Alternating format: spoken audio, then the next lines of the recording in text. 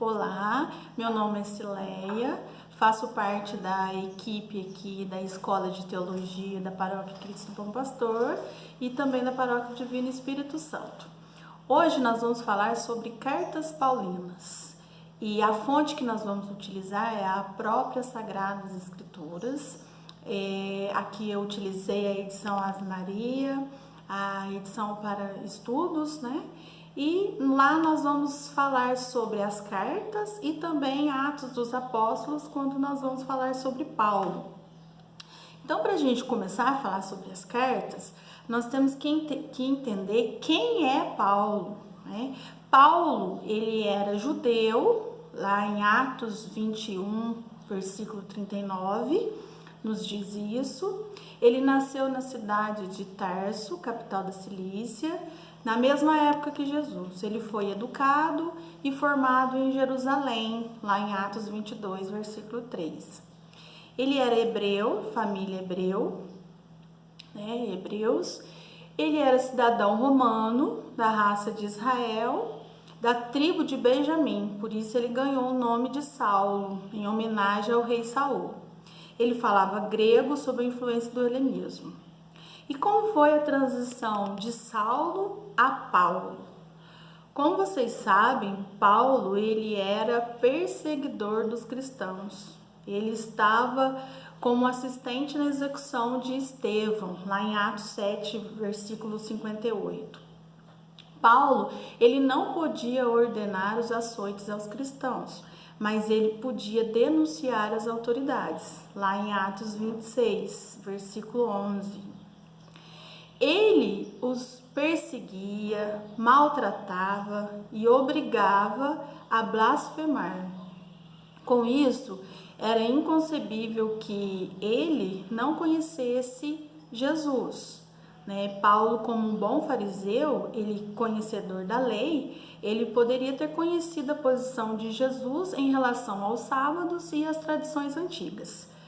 Jesus, como Messias, né, com o poder de articular a lei de Deus, para ele a lei judaica não era a autoridade única e final.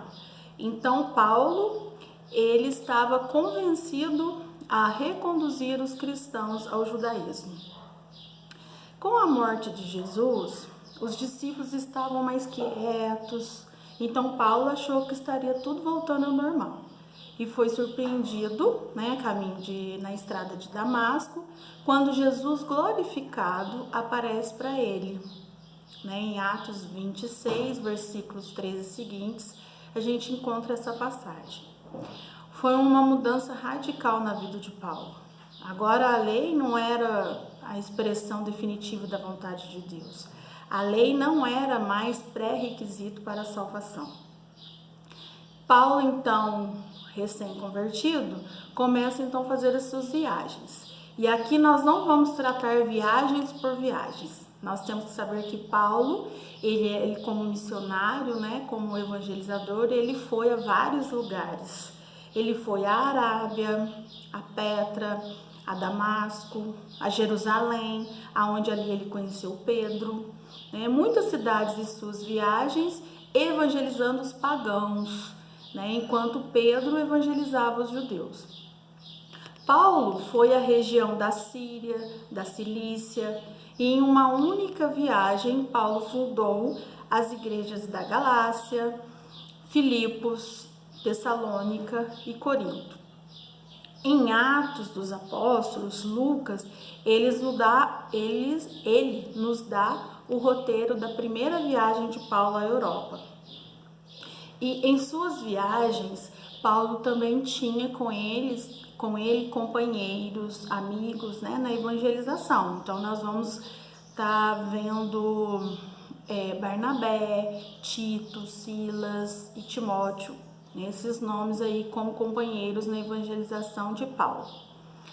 Paulo foi questionado sobre a sua prática apostólica, como vemos lá na carta de Gálatas 2, versículos 7 e 8. O questionamento era: em que condições os pagãos deveriam ser acolhidos na comunidade cristã? Então Paulo com os apóstolos fizeram a Assembleia de Jerusalém e para Paulo o evangelho significava apenas que a fé em Jesus Cristo é a única condição indispensável para a salvação. Tudo mais é secundário e fundamentalmente irrelevante.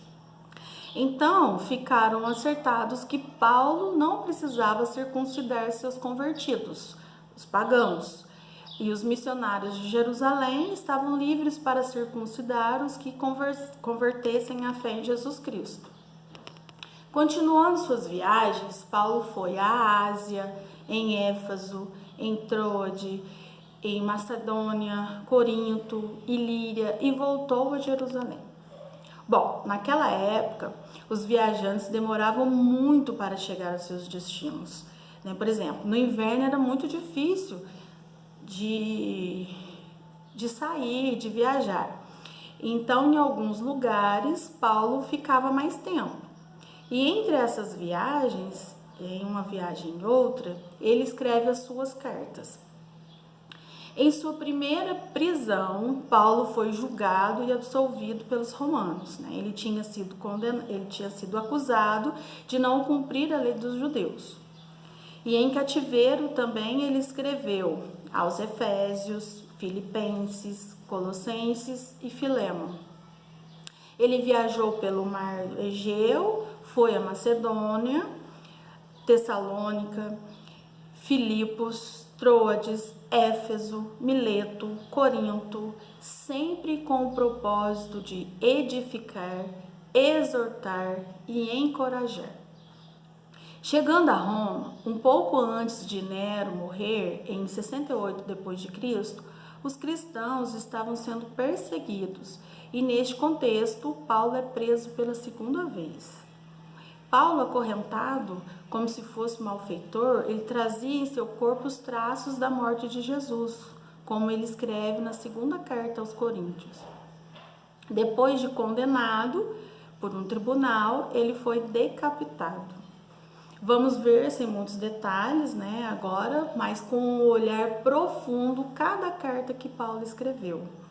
A cada carta, nós vamos ler junto algumas citações para nos auxiliarmos em nosso entendimento. A carta aos Romanos, nos primeiros 4 capítulos, fala sobre a salvação pela fé. Como vemos lá em Romanos 3, versículos 23 e 24, com efeito, todos pecaram e todos estão privados da glória de Deus e são justificados gratuitamente por sua graça. Tal é a obra da redenção realizada por Jesus Cristo. Nos capítulos de 5 a 8, fala sobre a salvação de Jesus Cristo, vida nova, vida cristã pelo Espírito. Fala também sobre o mistério da filiação divina, da glória e do amor do Pai. Entre os capítulos 9 a 11, fala sobre a situação de Israel e da salvação dos judeus. Em Romanos 6, versículo 8, depois 10 e 11, Paulo diz: ora, se morremos com Cristo, cremos que viveremos também com Ele. Morto, Ele foi uma vez por todas pelo pecado, porém está vivo, continua vivo para Deus. Portanto, vós também considerai-vos mortos ao pecado, porém vivos para Deus em Cristo Jesus.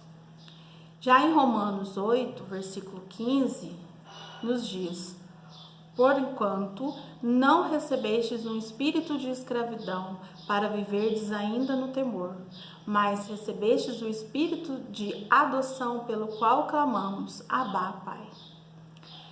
Lá no versículo 26, outro sim, o Espírito vem em auxílio à nossa fraqueza, porque não sabemos o que devemos pedir, nem orar como convém, mas o Espírito mesmo intercede por nós com gemidos inefáveis. Os capítulos 12 a 15, ele faz a exortação à vida cristã, à comunhão fraterna, ao amor aos amigos, ao respeito pelos irmãos mais fracos. São orientações para a vivência cristã. O capítulo 16, ele termina com uma doxologia, né? Uma prece. E lá no capítulo 14, no versículos 7 e 8, Paulo diz: nenhum de nós vive para si, e se ninguém morre para si. Se vivermos, vivemos para o Senhor. Se morremos, morremos para o Senhor. Quer vivamos, quer morramos, pertencemos ao Senhor.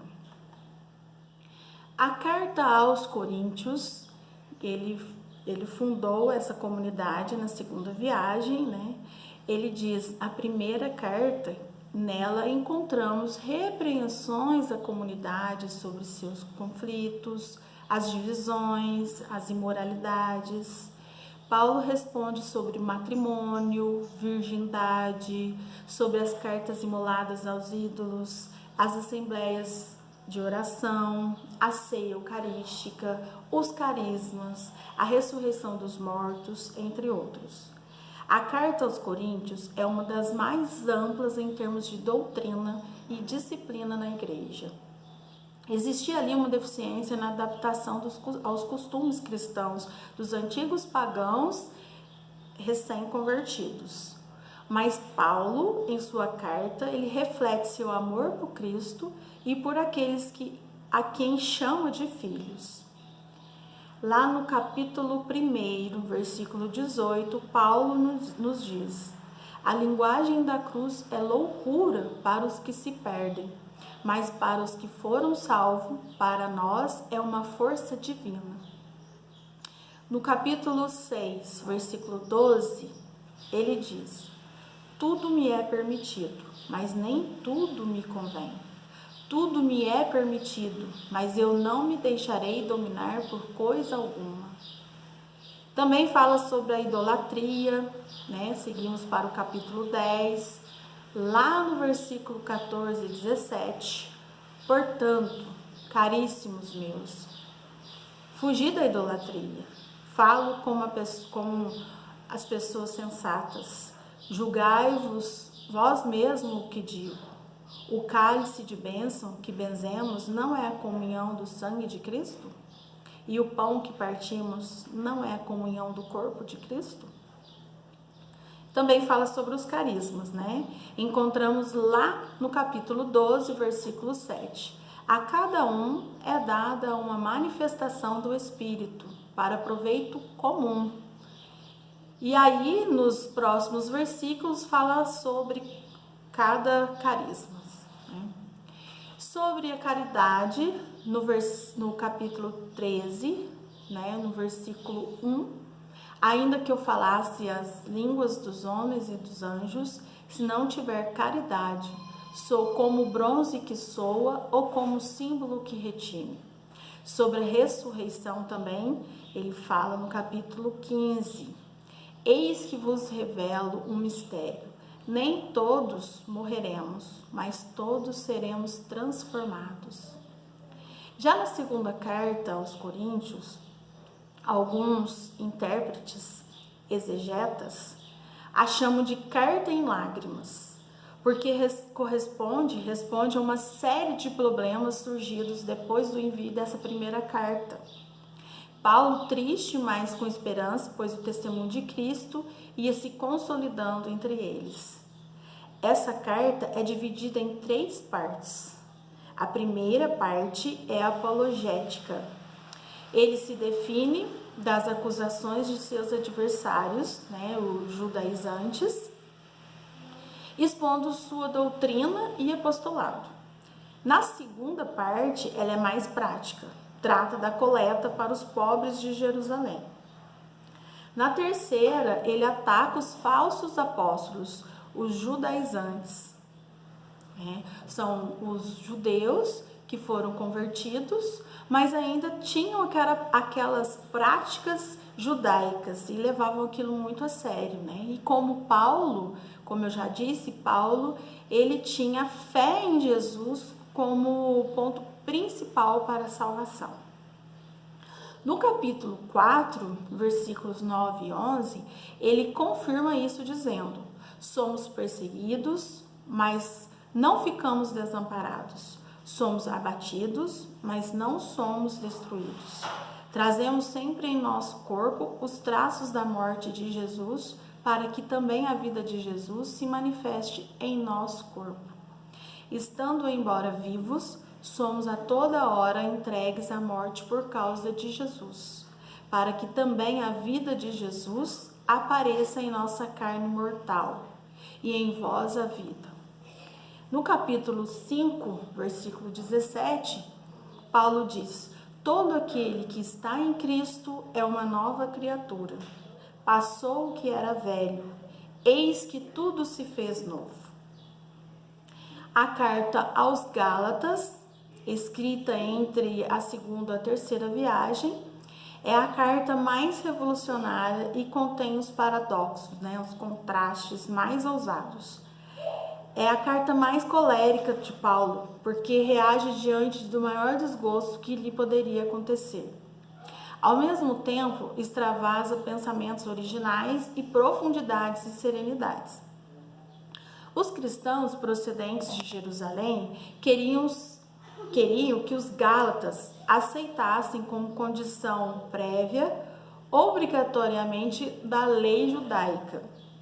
Como os judaizantes punham em dúvida a pregação de Paulo, ele devia pôr bem clara a autenticidade de seu ministério, porque recebeu o chamado do próprio Deus para evangelizar os gentios.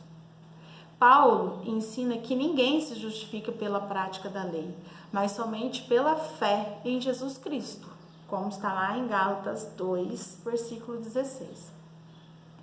Pela pregação de Paulo, os gálatas receberam o Espírito Santo pela fé, pois as leis eles nem conheciam, eles eram pagãos. Em Gálatas 3, versículos 28 e 29, Paulo diz: já não há judeu, nem grego, nem escravo, nem livre, nem homem, nem mulher, pois todos vós sois um em Cristo Jesus. Ora, se sois de Cristo, então sois verdadeiramente a descendência de Abraão, herdeiros segundo a promessa. A carta aos Efésios é uma das cartas do cativeiro, escrita para as igrejas da Frígia, Éfeso, Laodiceia e Colossos. Com tom solene, Paulo centra-se no mistério salvífico de Deus realizado na igreja, cuja cabeça é Cristo. Ele fala também sobre sua missão de unir em um só povo todos os homens. Alguns estudiosos a consideram como um discurso, um sermão. Nós vemos que lá em Éfeso 1, versículos 6 e 7, Paulo diz: para fazer resplandecer a sua maravilhosa graça que nos foi concedida por ele no bem-amado. Nesse Filho, pelo seu sangue, temos a redenção, a remissão dos pecados, segundo as riquezas da sua graça. Em Efésios 4, 11 e 12, a uns ele constituiu apóstolos, a outros profetas, a outros evangelistas, pastores, doutores, para o aperfeiçoamento dos cristãos, para o desenvolvimento da tarefa que visa a construção do corpo de Cristo. Em Efésios 5, sede, pois, imitadores de Deus, como filhos muito amados, progredi na caridade, segundo o exemplo de Cristo, que nos amou e por nós se entregou a Deus como oferenda e sacrifício de agradável odor. Lá em Efésios 6, versículo 11 e 12, é uma passagem que muitos de nós fazemos como oração. Revesti-vos da armadura de Deus, para que possais resistir às ciladas do demônio. Pois não é contra homens de carne e sangue que temos que lutar, mas contra principados e potestades, contra os príncipes deste mundo tenebroso, contra as forças espirituais do mal espalhadas nos ares. A carta aos Filipenses, ela é considerada a carta da alegria, porque Paulo ele falou 24 vezes essa palavra, alegria, nessa carta. Essa comunidade era muito querida por Paulo. Ele sempre pôde contar com essa comunidade quando esteve preso ou em suas pregações. É uma carta íntima e pessoal, como a de Filemon. A comunidade de Filipos é de profunda piedade cristã, eles são alegres, generosidade e amor cristão. Lá em Filipenses 1, versículos 20 e 21, Paulo fala da sua fidelidade ao ser seguidor de Cristo. Meu ardente desejo e minha esperança são que em nada serei confundido, mas que hoje, como sempre, Cristo será glorificado no meu corpo. Tenho toda a certeza disso, quer pela minha vida, quer pela minha morte, porque para mim viver é Cristo e o morrer é lucro. Paulo, com certeza, ele tinha uma vida despojada e verdadeiramente entregue a Cristo. No capítulo 2, Paulo fala sobre a humildade de Cristo. Nos versículos 6 a 11, ele diz: sendo ele de condição divina, não se prevaleceu de sua igualdade com Deus, mas aniquilou-se a si mesmo, assumindo a condição de escravo e assemelhando-se aos homens. E, sendo exteriormente reconhecido como um homem, humilhou-se ainda mais, tornando-se obediente até a morte, e morte de cruz. A morte de cruz é a morte mais humilhante e terrível naquele tempo.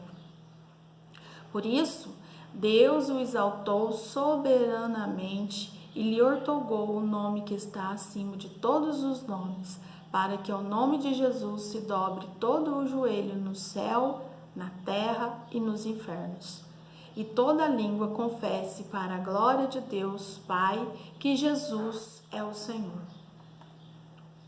A carta aos Colossenses é uma outra carta que ele escreveu em cativeiro.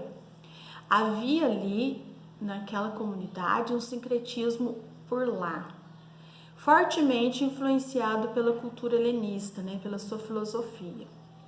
Eles atribuíam aos poderes celestiais que comandavam o ritmo dos cosmos uma importância muito grande, excessiva, e não a Cristo. Substituíam deuses pagãos pelos elementos e ofereciam cultos. Então, em sua carta, Paulo faz uma profunda cristologia. Em Colossenses 3, versículo 15, ele diz: triunfe em vossos corações a paz de Cristo, para a qual fostes chamados a fim de formar um único corpo, e sede agradecidos. A carta aos Tessalonicenses, na primeira carta, encontramos seções narrativas, doutrinas e exortativas. É o escrito mais antigo do Novo Testamento. É apresentado como um trabalho paciente de alguém que constrói uma catedral, como está na Bíblia Ave Maria, pedra por pedra. Existia nessa comunidade muitas dúvidas, O que acontecia com os que morriam? Quando acontecerá a vinda do Senhor, a parousia?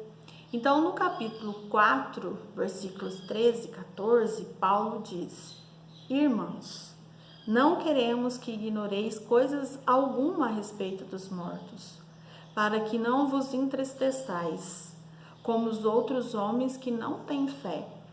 Se cremos que Jesus morreu e ressuscitou, cremos também que Deus levará com Jesus os que nele morreram. No capítulo 5, versículos 12 seguintes, ele dá conselhos de vivência na fé. Já na segunda carta aos Tessalonicenses, foi escrito logo após a primeira, e ele fala não mais agora da parousia, da vinda do Senhor, mas como devemos nos comportar na espera de que isso aconteça. Algumas pessoas pensavam que Jesus voltaria logo e daí não haveria mais, então, perseguições. Essa carta tem base apocalíptica e ela trata de fé ativa, perseverança, firmeza no testemunho, ânimo e coragem. Também Paulo queria corrigir interpretações erradas que a primeira carta teria suscitado na comunidade. Olha o que Paulo fala no capítulo 3, versículo 5. Que o Senhor dirija os vossos corações para o amor de Deus e a paciência de Cristo. Já a carta a Timóteo, Timóteo, um dos seus companheiros na evangelização, Timóteo também cuidou de Éfeso, Essa carta ela é atribuída a Paulo, junto com 2 Timóteo e Tito.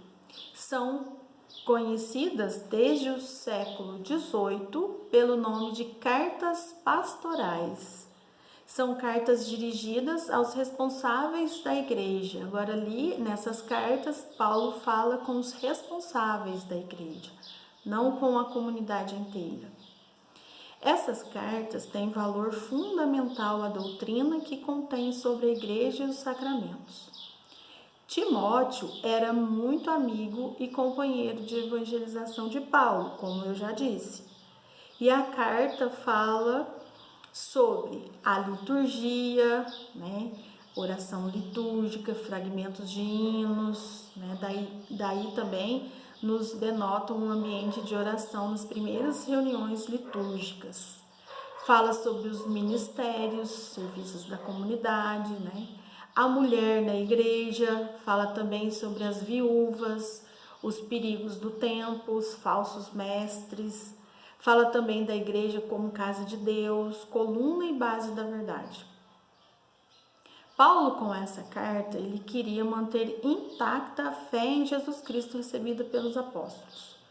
Como vimos no capítulo 6, versículo 11 e 12. Mas tu, ó homem de Deus, foge desses vícios e procura com todo o empenho a piedade, a fé, a caridade, a paciência, a mansidão. Combate o bom combate da fé.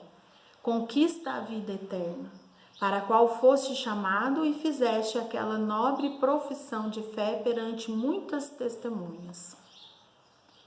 Na segunda carta a Timóteo, Paulo estava preso em Roma quando escreveu. Esta carta é o testamento espiritual de Paulo. Faz suas últimas recomendações e exortações para manter firme na doutrina. Também fala dos deveres de um bom pastor no redil de Cristo. Ele escreve no capítulo 3, versículo 14 e 15. Tu, porém, permanece firme naquilo que aprendeste de Cristo. Sabes de quem aprendeste. E desde a infância conheces as Sagradas Escrituras e sabes que ela tem o condão de te proporcionar a sabedoria que conduz à salvação pela fé em Jesus Cristo. E a carta a Tito, nessa carta pastoral, Paulo elogia Tito, chamando-o de meu verdadeiro filho em nossa fé comum, lá no capítulo 1, no versículo 4. A finalidade da carta é praticamente igual à do 1 Timóteo.